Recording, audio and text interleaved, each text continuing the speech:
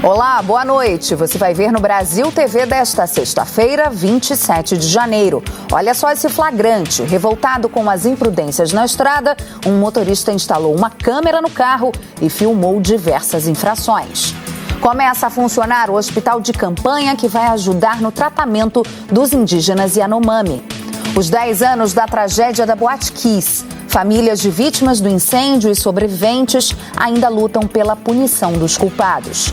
Você também vai ver a expectativa pela nova vacina contra a Covid.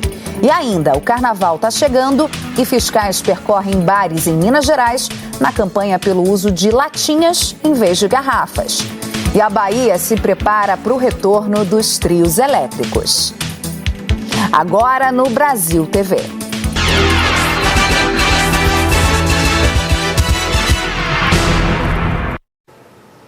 A irresponsabilidade que você vai ver agora explica em grande parte os acidentes frequentes que ocorrem em estradas por todo o país.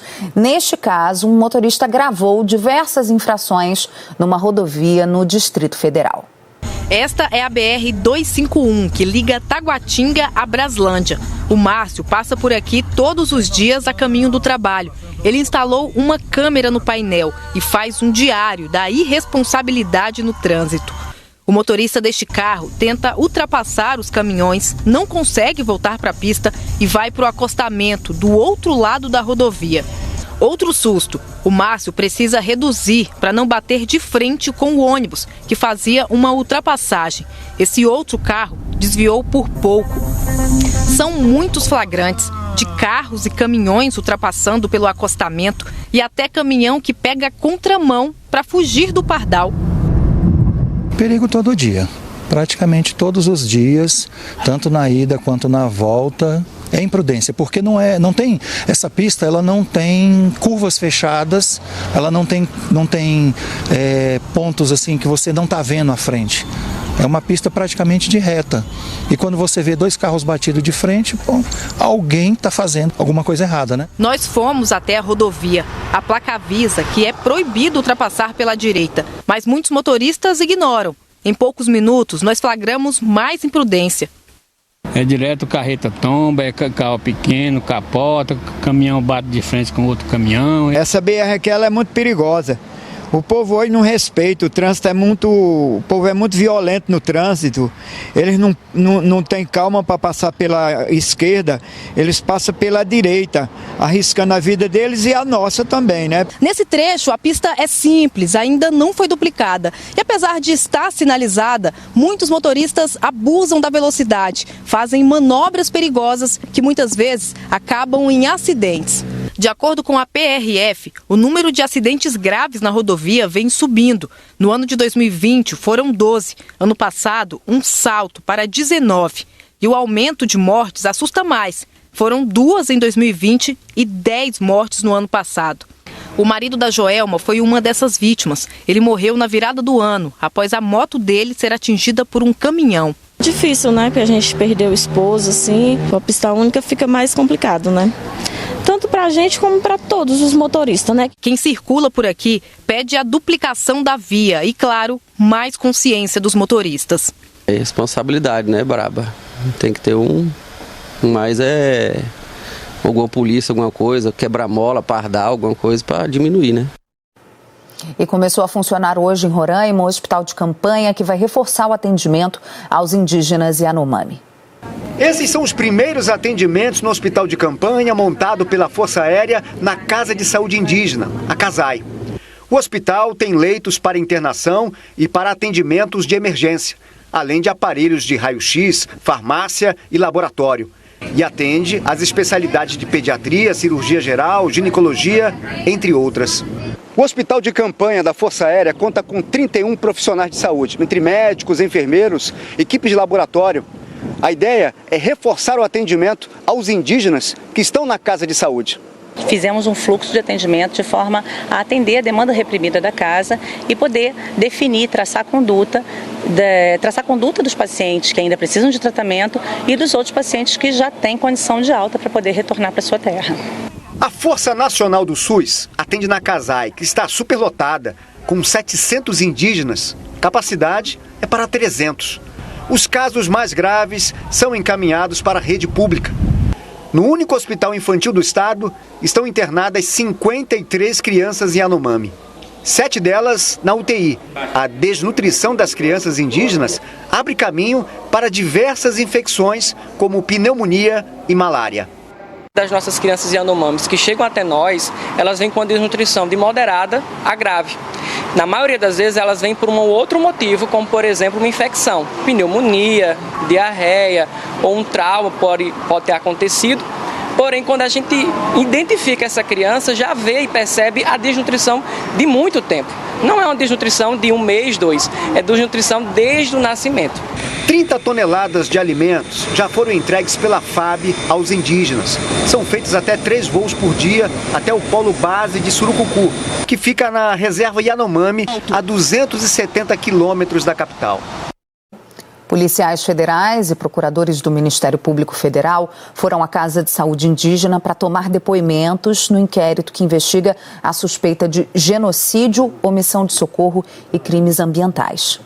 E se você aí, vendo essas imagens tão terríveis, quer ajudar a diminuir o sofrimento dos Yanomami, entre no site paraquemdoar.com.br e faça a sua colaboração de forma segura. As homenagens em memória das vítimas do incêndio na Boate Kiss se encerram amanhã com uma missa às 8 da noite na Basílica da Medianeira, no município de Santa Maria. Hoje faz 10 anos da tragédia e as famílias ainda lutam por justiça. Às 2h30 da manhã, horário em que o incêndio começou 10 anos atrás, amigos, parentes das vítimas e sobreviventes da tragédia fizeram 1 minuto de aplausos. Em memória das vítimas e para pedir justiça, o grupo fez uma caminhada no centro de Santa Maria e uma vigília em frente ao prédio onde funcionava a Boate Kiss. Sofro só de pensar. Agora imagino quem perdeu, né? Durante o ano a gente tenta acomodar de alguma forma na mente, mas quando chega próxima essa semana, parece que já tudo começa a aflorar mais e ficar mais intenso, sabe? Ontem, parentes e amigos assistiram ao primeiro episódio da série documental Boate Kiss, a tragédia de Santa Maria, dirigida pelo jornalista Marcelo Canelas, que já está disponível no Globoplay. No auditório lotado, muitos se emocionaram ao ver as imagens da noite do incêndio. Em 27 de janeiro de 2013, o vocalista da banda que estava no palco, a Gurizada Fandangueira, usou um artefato pirotécnico. Faíscas atingiram a espuma que revestia o teto da boate e a fumaça tomou conta do prédio. Segundo a polícia, era cianeto, substância altamente tóxica. Algumas pessoas morreram intoxicadas, outras pisoteadas na tentativa desesperada de escapar do incêndio. As investigações apontaram que a boate estava superlotada e tinha apenas uma porta de saída. Os extintores de incêndio não funcionaram. O incêndio causou 242 mortes e deixou mais de 600 feridos. Em dezembro de 2021, os 4 réus do caso foram julgados em Porto Alegre. 10 dias de júri. Elisandro Spor, sócio da boate, foi condenado a 22 anos e 6 meses de prisão. O outro sócio, Mauro Hoffman, a 19 anos e 6 meses. Marcelo de Jesus dos Santos e Luciano Bonilha Leão, integrantes da banda, foram condenados a 18 anos cada um. Os 2 sócios da Kiss e os 2 integrantes da banda ficaram presos por 8 meses, mas foram soltos em agosto do ano passado, depois que a Câmara Criminal do Tribunal de Justiça Gaúcho entendeu que houve falhas no júri e anulou o julgamento. Entre as alegações, a defesa dos réus afirmou que 4 dos jurados foram selecionados depois do prazo legal. Importante que se diga que a decisão proferida aqui pelo Tribunal de Justiça não foi no sentido de absolver os acusados, nem mesmo de inocentá-los. Não houve uma análise do mérito, uma análise dos fatos, mas sim o reconhecimento de algumas questões formais que, no entender do Tribunal de Justiça, por maioria, é preciso que se diga, deveria haver a realização de um novo julgamento. Mas o Ministério Público tem se empenhado, se empenha e se empenhará para fazer prevalecer essa decisão do Tribunal do Júri. O processo está em fase de recursos no Tribunal de Justiça do Rio Grande do Sul, ainda sem previsão de data para novo julgamento. Hoje de manhã, um culto ecumênico reuniu parentes de vítimas e sobreviventes. São 10 anos de espera por justiça. No mínimo, ocorra o julgamento novamente, certinho, e que os responsáveis sejam, de fato, responsabilizados dentro da lei. 10 anos que estamos na linha de frente, lutando pela memória dela e para que nenhum pai passe, nem nenhuma mãe pelo que a gente passa. Estamos passando até hoje. As defesas de Mauro Hoffman, Luciano Bonilha e Marcelo de Jesus disseram que a anulação do júri foi correta e que esperam um novo julgamento. A defesa de Elisandro Spor preferiu não se manifestar. Agora, uma informação sobre a chacina no Distrito Federal, que você vem acompanhando aqui no Brasil TV. A polícia informou que o motivo do crime foi um terreno de R$2 milhões. Os criminosos foram sequestrando integrantes da família e, aos poucos, cometendo os assassinatos. Enquanto mantinham as vítimas em cativeiro, eles pegaram senhas de banco para fazer saques. E, ao todo, 10 pessoas foram mortas. 5 suspeitos estão presos. O último, Carlomã Nogueira, se entregou ontem. O abandono de animais vem crescendo em algumas partes do país. E no Rio de Janeiro, as denúncias são frequentes. Dá uma olhada nesse flagrante. Uma câmera de segurança gravou imagens de um homem parando a bicicleta ao lado de uma van. Ele pega a mochila nas costas, tira 3 filhotinhos de cachorro. Solta esses animais e aí, ó, ele soltou os animais e você vai ver na sequência que ele simplesmente vai embora. Os filhotes ainda tentam ir atrás dele, mas acabam ficando sozinhos. Uma moradora deu água e comida aos cachorrinhos e eles foram levados para um abrigo temporário. Vale lembrar, abandono de animal é crime. A vacinação contra a Covid vai ter um novo reforço a partir de 27 de fevereiro, daqui a um mês. São as vacinas bivalentes, com proteção extra contra a variante Ômicron. A Maria de Fátima ainda não tinha tomado o reforço da vacina contra a Covid. Ela aproveitou que saiu mais cedo do trabalho para atualizar a carteirinha. Tem que continuar tomando mesmo, né? Porque o Covid dá, mas é muito fraquinho. O Ministério da Saúde anunciou o plano de vacinação contra a Covid para este ano. Na primeira etapa, que vai começar no dia 27 de fevereiro, depois do Carnaval, pessoas imunizadas com pelo menos 2 doses vão receber o reforço com a vacina bivalente da Pfizer. A meta é vacinar 90% desse público-alvo. Esses serão os primeiros grupos a receber o reforço com a vacina bivalente da Pfizer, considerada uma versão mais atualizada do imunizante. Este infectologista explica que as vacinas bivalentes são mais eficazes para evitar casos graves de Covid. A vacina bivalente, ela levou em consideração mutações que o vírus sofreu, evoluções que o vírus sofreu. Então, além daquela receita do vírus original, ela é acrescida do vírus que avançou. Este avanço, ele é importante porque ele preserva tudo de bom que tem na vacina original e aumenta a proteção com essa cobertura para o vírus que se modificou para o vírus mutante. Até que as vacinas bivalentes cheguem para todos, o infectologista orienta que ninguém fique sem tomar o reforço. Em média, 72 pessoas morrem todos os dias de Covid no estado de São Paulo. Por isso, para se proteger, vale o imunizante que estiver disponível nos postos. Todo mundo, sem exceção, tem que estar com a vacina em dia, porque, como eu disse, a gente até esquece da Covid, mas a Covid não esquece da gente. A colocação de película nos vidros dos carros está com novas regras. Então, os motoristas precisam ter atenção para esses novos índices de transparência. O Marcelo trocou de carro e veio colocar película no vidro. Desta vez resolveu seguir o que diz a lei. Ele já usou uma muito escura e se arrependeu. À noite você está dirigindo, você olha no retrovisor, não consegue ter a mesma visibilidade, a mesma... igual a esse que é um pouquinho mais claro e resolve, né? As novas regras do Conselho Nacional de Trânsito, que começaram a valer em janeiro, atualizaram os índices de transparência dos vidros. Para o para-brisa e vidros dianteiros, que são essenciais na condução de um veículo, a película não pode ter taxa de visibilidade menor que 70%. Antes, a porcentagem limite era de 75%. Para os vidros dos bancos traseiros que não interferem na visibilidade do motorista, a taxa continua em 28%, ou seja, uma película mais escura. Outra atualização da lei é que não são mais permitidas películas com formação de bolhas.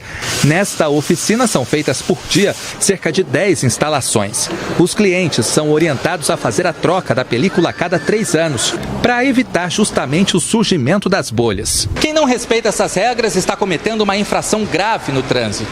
A multa é de R$ 195,23 e mais 5 pontos na carteira de habilitação. Ao instalar uma película, o motorista também precisa ficar atento a este outro item que é obrigatório.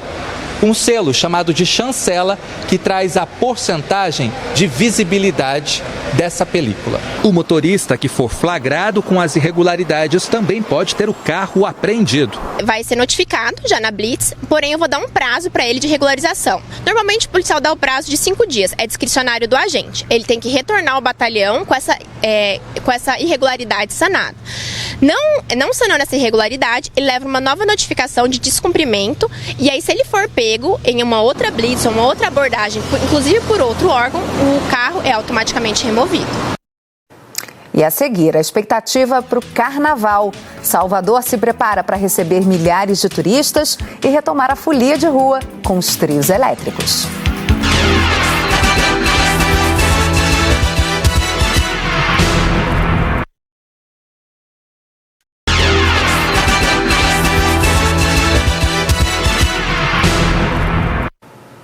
Você aí é distraído?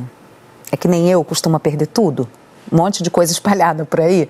Olha só esse balanço divulgado hoje em São Paulo. Mais de 500 objetos por dia foram esquecidos em ônibus, trens e metrô no ano passado. Repórter Guilherme Pimentel foi ao depósito onde tudo isso fica guardado. E acredite, tem de tudo. Teve gente que esqueceu até dentadura.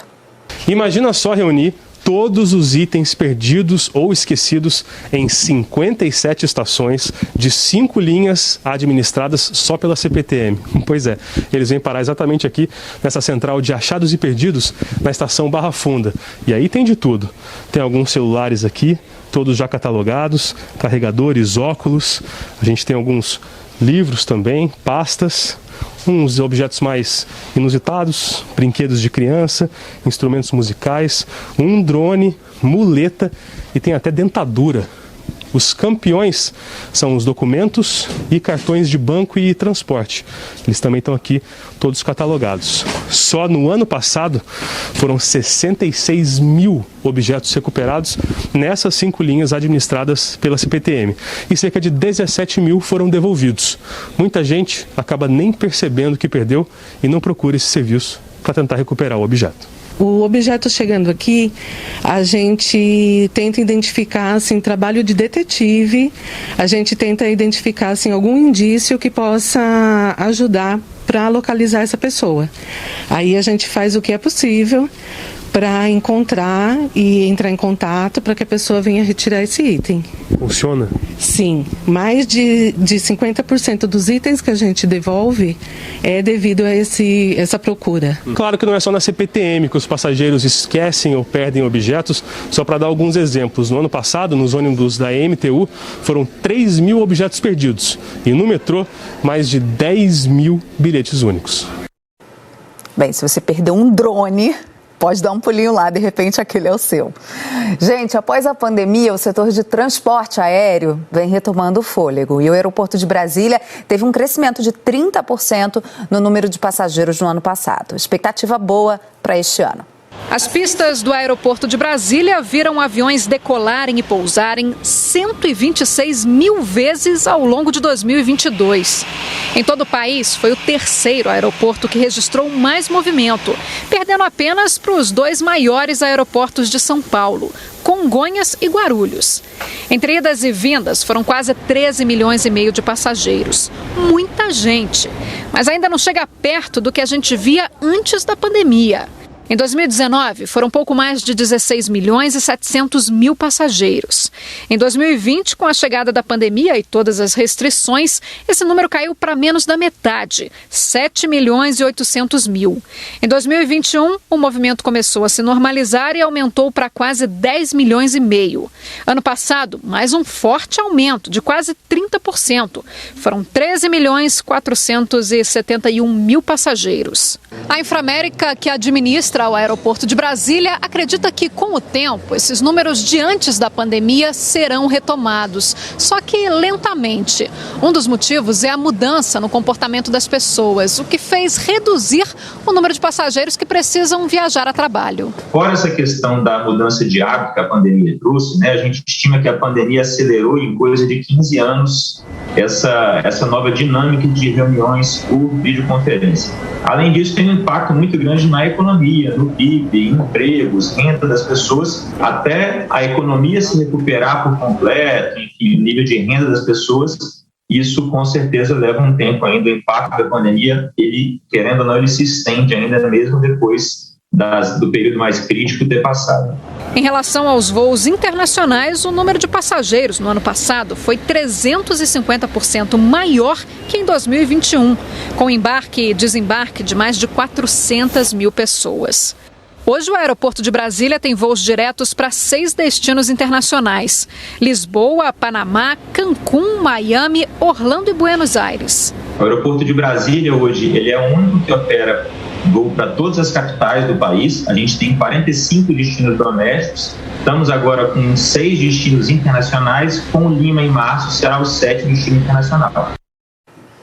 Um homem ficou pendurado entre os galhos de uma árvore durante um voo de parapente em Barra Mansa, sul do estado do Rio. O piloto, que saiu de Japeri, na Baixada Fluminense, tentou pousar no posto da Polícia Rodoviária Federal e ficou pendurado. Segundo a Polícia Rodoviária Federal, um zelador viu o homem ali na árvore e chamou os bombeiros. Ele disse que costuma pousar naquela região, mas as condições climáticas atrapalharam o pouso. Falta pouco para o carnaval e as cidades vão se preparando para a folia. Em BH, fiscais visitam os bares para orientar sobre a campanha Carnaval é na Lata. Em cada estabelecimento, a prefeitura divulga o Carnaval é na Lata. A garrafa, ela traz esses riscos quanto à questão de violência, ela pode se tornar uma arma, que a lata ela não tem esse efeito, né? Inclusive tem um efeito de... A gente tem uma cultura de reciclagem no Brasil que gera até uma questão de renda para algumas pessoas. A dona deste restaurante garantiu que a sugestão vai ser mais uma vez atendida, pois já fez assim em outros carnavais.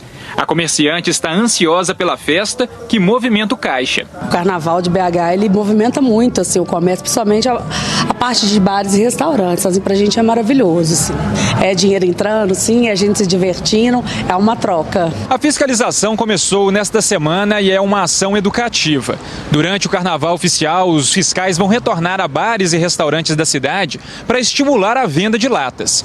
Os ambulantes cadastrados na prefeitura não podem vender garrafas. Tem que ser assim, bem desse jeito, com orientação sempre, para as pessoas sempre buscar fazer o certo. Outros comerciantes aproveitaram a visita para tirar dúvidas e se preparar ainda mais para o carnaval. Todo ano nós temos blocos aqui na rua e aí a gente trabalha em conjunto com a prefeitura. Qualquer dúvida a gente tira com eles tiram com a gente e assim vai funcionando todo ano.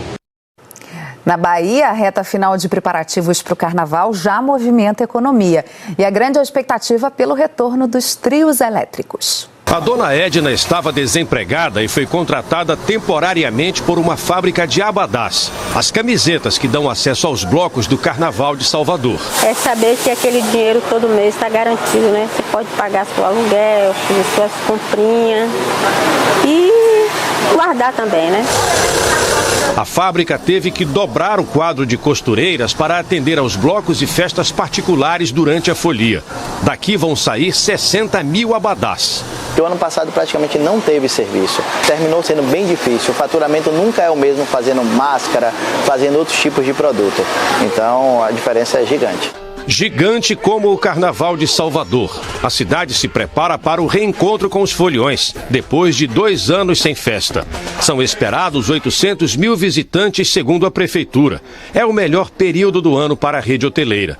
O Carnaval deve injetar 2 bilhões de reais na economia de Salvador, superando a folia de 2020. O Carnaval movimenta mais de 50 setores diferentes econômicos, importantes, né, para a dinâmica econômica da cidade, para a economia criativa da cidade. A gente está bastante otimista com a movimentação econômica que deverá alcançar o Carnaval de 2023. Outro segmento importante do Carnaval de Salvador são os camarotes do Circuito Barra Ondina. São grandes estruturas que recebem de 2 a 5 mil pessoas por noite. Aqui de cima, o público curte os trios elétricos que passam na avenida e ainda se diverte com shows exclusivos nos palcos internos. A montagem dos camarotes começa 1 mês e meio antes do Carnaval e já mobiliza cerca de 1.000 trabalhadores de empresas especializadas. Até o fim do Carnaval, só este camarote vai gerar mais de 1.000 empregos diretos. Ainda serão contratados profissionais como garçons, cozinheiros e seguranças. A gente tem que entender que essa renda fica para a cidade. Então, assim, fora todo o que o turista vem e gasta e consome na nossa cidade. Essa cadeia produtiva, ela é muito importante para o impacto econômico de Salvador. E o Brasil TV fica por aqui. Outras notícias logo mais no Jornal Nacional, às 20h30 da noite, hora de Brasília. Excelente noite para você, ótimo fim de semana.